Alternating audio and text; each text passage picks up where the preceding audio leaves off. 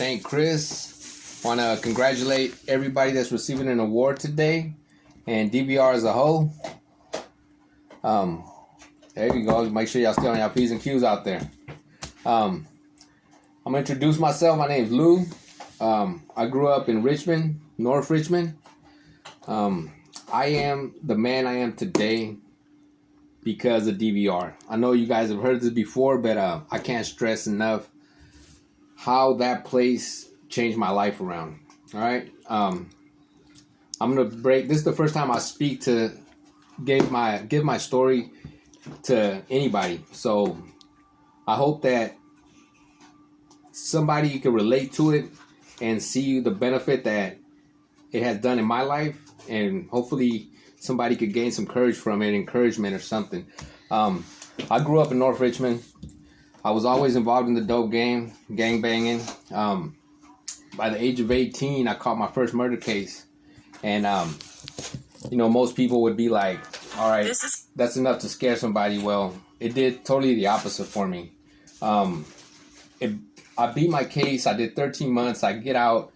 And now I have this persona that the streets gave me credibility for. And all that did was cloud my judgment, and it clouded my decisions. I had an image to live up to, and as time went by, it gradually got worse and worse. Now that I was involved in the drug scene, I went from selling drugs, and it was a constant theme from one place to another. I was from Richmond, Oakland, San Francisco, Vallejo, and always networking, always out there in the mix. I ended up in prison, county jails, and that's my life story. It was always a prison or jail cell. I had a daughter that I couldn't be a part of her life because drugs. I had a son I couldn't be a part of his life because of the activities I was involved in. And it was this lifestyle that had me hooked. And I don't know why, but the drugs, the lifestyle had a hold of me. And I couldn't get out of it. I couldn't shake it.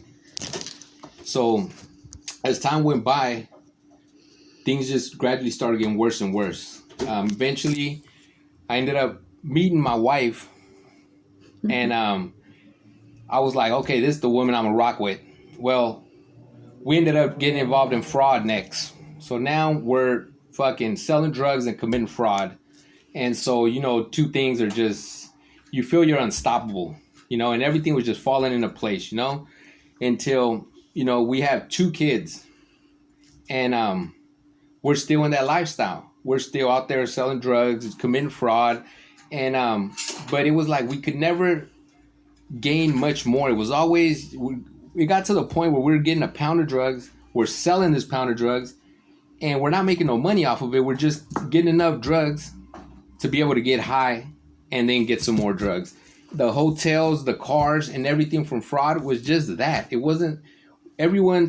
We were living a lifestyle that was high end, but it was really just involved in drugs. It was, my day consisted of waking up in the morning, figuring out a way to get my drugs, and by the end of the night, I was getting high. Next day in the morning, it's the same thing over and over again. It was like this for year after year.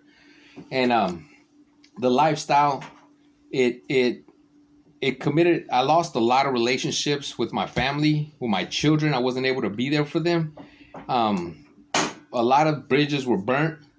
All the connects were, wasn't trying to come around no more because it got to the point where, drugs wasn't selling. So we was robbing them, and it was a fucked up lifestyle that I was living, and I knew this year, it was last year that I knew that I was going back to prison. I was like, we're heading down that path again. And you know it when that your back is against the wall and you've lived this road before.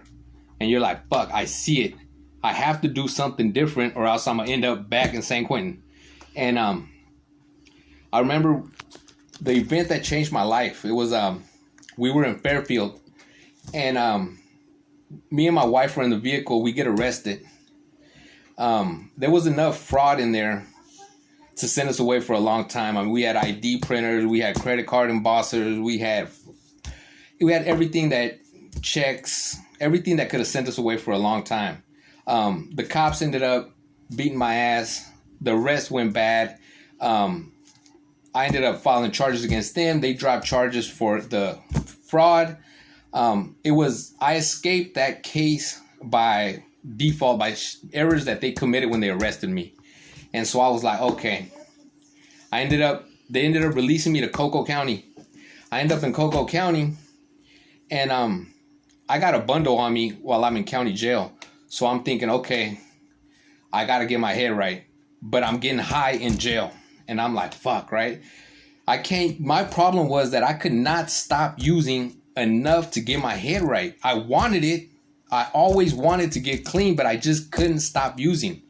So I'm in county jail, and they tell me, we're going to release you on ankle monitor. All you got to do is go down there, get your ankle monitor. You get to go home. I'm like, all right, cool. The day when they arrested me, I do my last line while I'm in my cell. I go down to get my ankle monitor. They test me. And I'm like, what am I getting tested for? They're all like, look, you got to get tested in order to get released. So I know now that test is going to come back dirty because I just did a line right before I left that damn cell. So it's a Friday. Friday I get to go home. Mind you, my wife is still in Solano County Jail because of the case. So I get to go home with my 2 boys. And I'm sitting at home. I know I got 2 days because Monday my test is going to come back. They're going to pick me up. So I'm there with my sons both days. And my oldest son tells me, Dad, why don't we go slide and get my mom out of jail? And I'm thinking, my son's 9 years old. And he's telling me, Dad, let's go commit a fucking crime to get my mom out of jail. She's like, my 9-year-old telling me to go slide. And I'm like, okay, something ain't right about this fucking picture. I'm not being a good role model. This is not the dude that I want to be. Like, I don't give a fuck what image I had to portray or what it was. This is not what I wanted. My 9-year-old to ask me to go slide to get his mom out of jail. And right then I knew, I was like, something's got to be done. Right? I got to do something.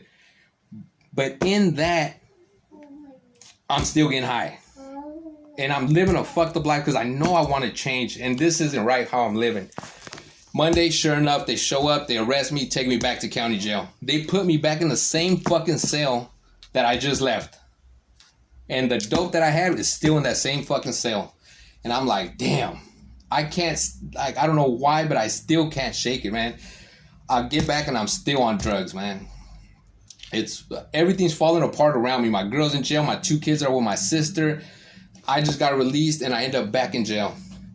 So,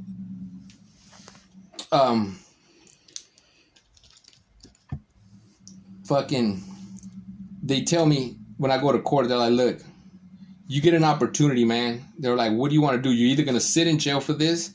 And I was like, look, send me to a program. I want a program. I'm like, I need help. And I've never been to a program. I've always been the type of dude that says, you know what?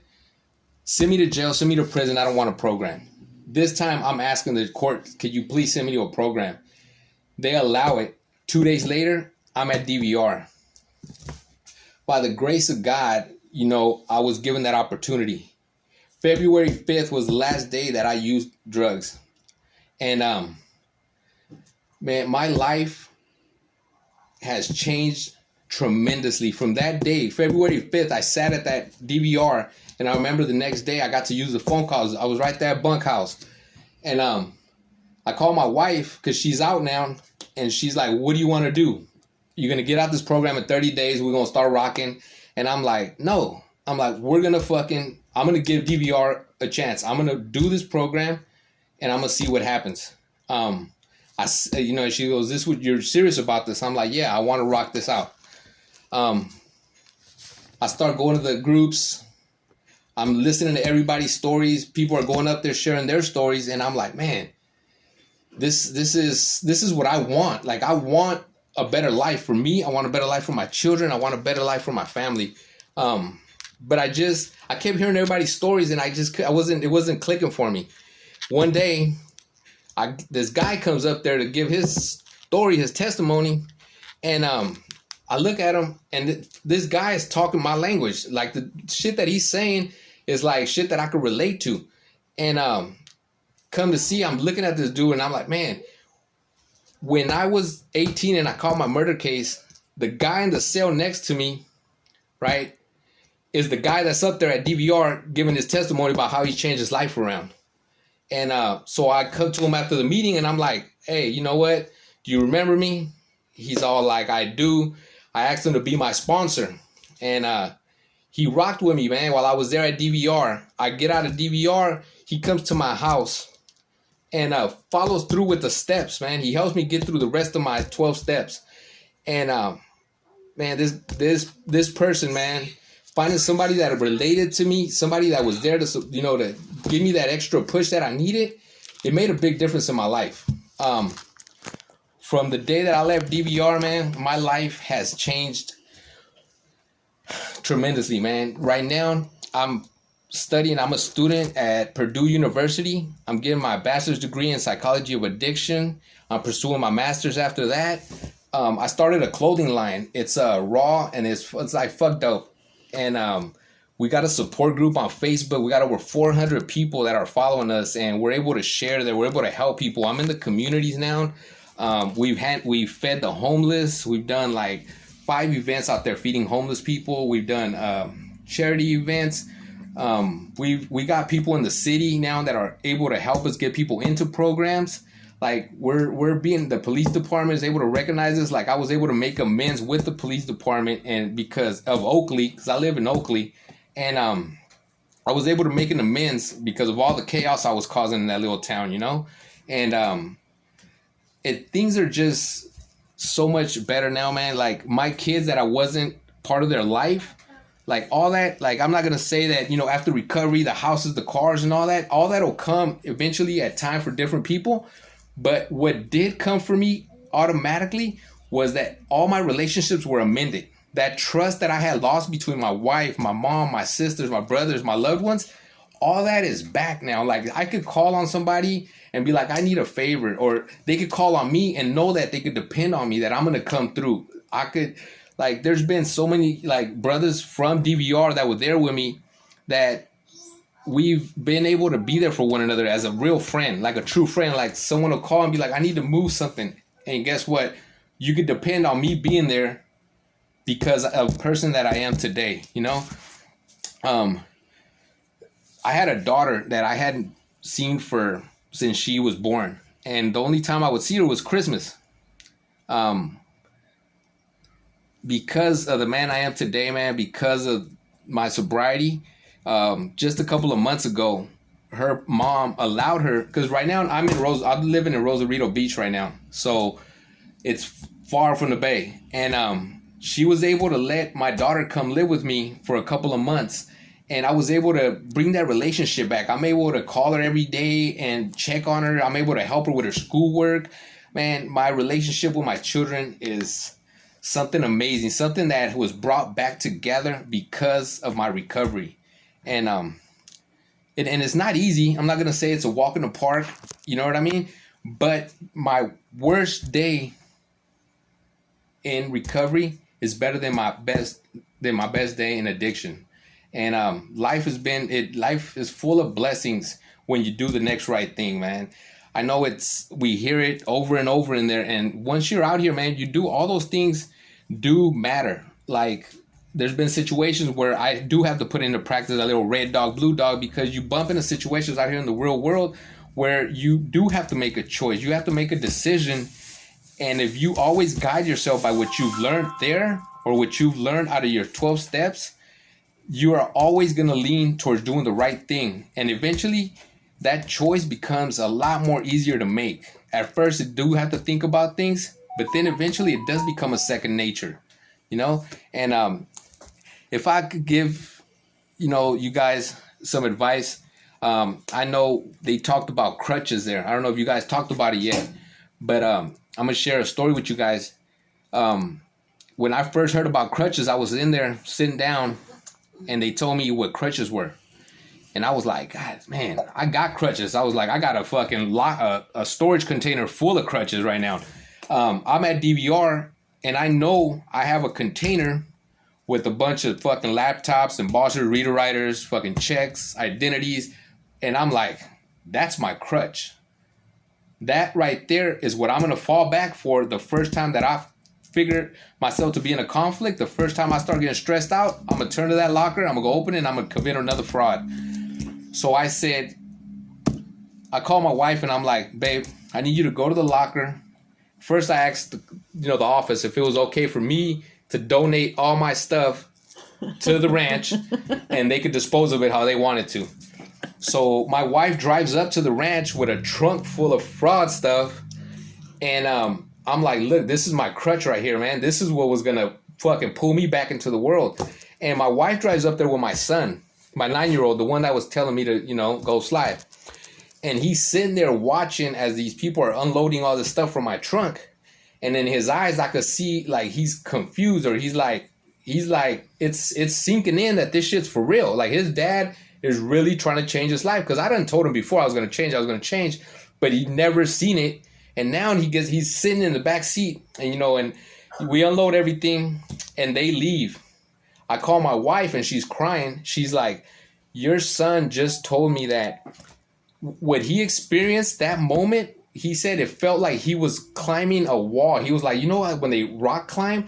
And she was like, what do you mean? He was like, when people climb a wall and they get to the top, that feeling? And, and she's crying because he just felt like he overcame a big ass obstacle. He just seen the growth in his dad, his mom. He knew his life was going to change because his dad just got rid of everything that could have held him back. Anything that could have pulled him back, his dad said, okay, I'm completely in. I don't want no more of this. And, man, that feeling, those feelings that, people express towards you, the gratitude that they show are, man, those things are worth everything in life right now, and that story right there, that action was, something that I'll never forget, that has helped me. And in times when things do get hard, I remember all those things. I keep those things close to my heart because those are the things that I replace the negative thoughts with. All those things, all those positive, those little fucking milestones that you fucking overcome, how little they may be, those are the things that are going to help you when you do bump into a negative situation in life. And, man, I am so grateful today for DVR. I'm so grateful for every counselor there, every brother that was there to help in my time. And man, every one of you guys, man, there's so much life after recovery. And I want you guys to know that I'm a phone call away. I'm back and forth from the Bay, and you guys are gonna see a lot more of me as soon as this DVR opens up. This group. I got a group called Raw AF, and I'm going to let my wife get a few minutes in here to tell you guys a little about our support group. And every one of you guys are welcome to join. You guys are more than welcome to. Chris has my phone number, man. If you guys ever need anything, you guys need somebody to talk to, somebody to help you with your work, somebody, whatever it is that you guys need, man, I'm here. All right? I love every single one of you, man. Here, man.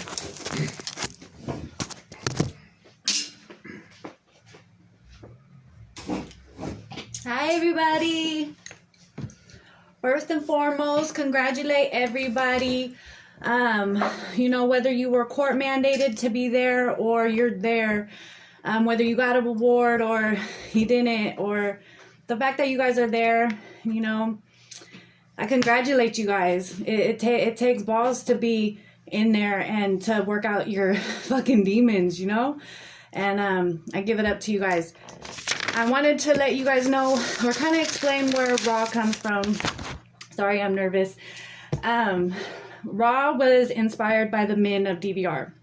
Straight up. Like, even though maybe it wasn't this group, the men period at DVR. My husband is the man he is today because of DVR. DVR is in the business of making men. I remember going up there every weekend and every chance that we possibly had to, the family visits that they had before COVID.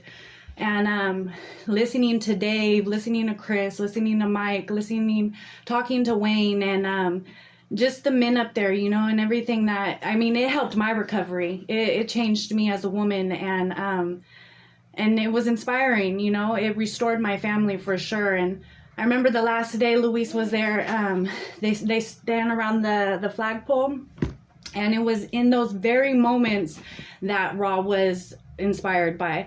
I remember just looking at each, and not just my husband and the man he was, but each and every one of those men, and like thinking like, fuck, man, like they're overcoming fucking heroin, meth, alcohol, fucking demons, trauma, like, and it was deep. It ran deep for me, you know? And we took a picture that day of everybody there, and it was just an awesome memory. And so from there, me and my husband, you know, we talked, and we knew that the only way that we were going to keep it was to give it away. To give it away freely, you know, and to let everybody know, fucking, we do recover, and recovery is possible, and it's amazing, you know, just even after the pink cloud, y'all, like, what recovery offers is more than any high could ever give you. The relationships with your family, and the self-love that and confidence and assurance that you have within yourself to go about your day-to-day business, you know, is man, you guys are doing it. And like I said, I congratulate you guys. So we started Raw. We started out with 0 members. It started out as a Facebook support group. Now we have over 400 members. A lot of our members are still active addicts, you know, and there are silent members. They sit there, but they're there, you know, and they hear us and they see us. And a lot of them, you know, probably just came to see if we were really going to be sober, you know, because we were really about that lifestyle. And but we are, you know, and our day-to-day life is about not only our recovery, but inspiring others, you know, and to share what we have, you know. We have trademarked Raw, our logo. I don't know if you guys can see it. Raw AF stands for Recovering Addicts Winning as fuck. You know what I mean? And it's so we trademarked it. We are a nonprofit. We made a website. We went from hacking websites to making websites for a good cause. Yes, sir.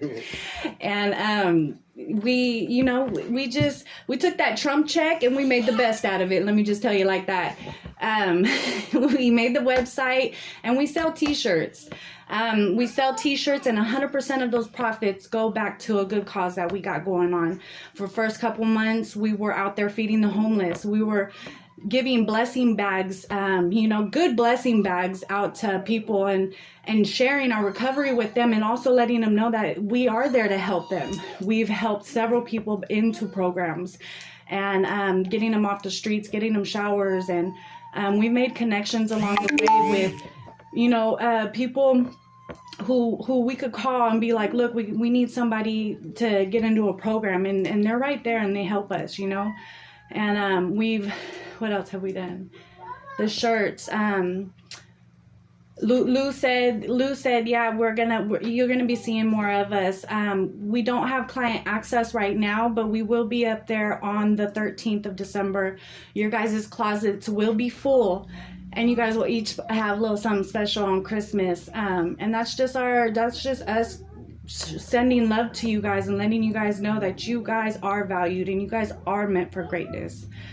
Each of you guys have your own story, and I'm proud of you guys. We're proud of you guys, you know.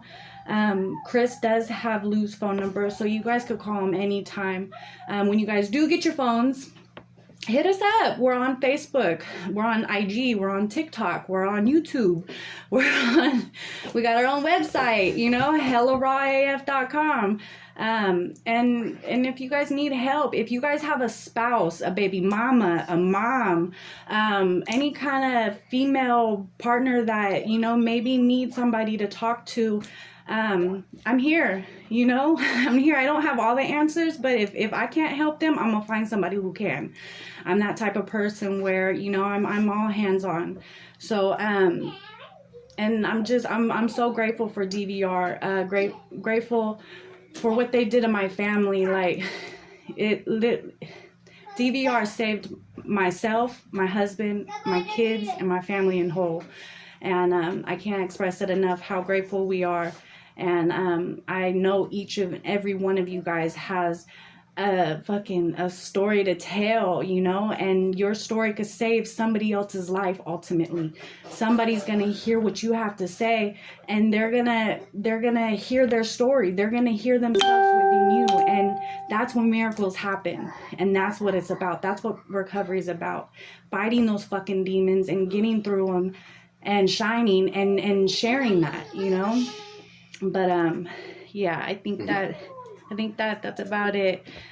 We love you guys.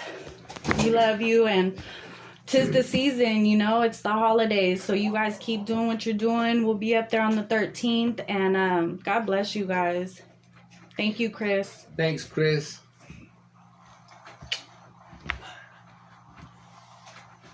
Oh, we appreciate you. Thank you. Thank you. Bye.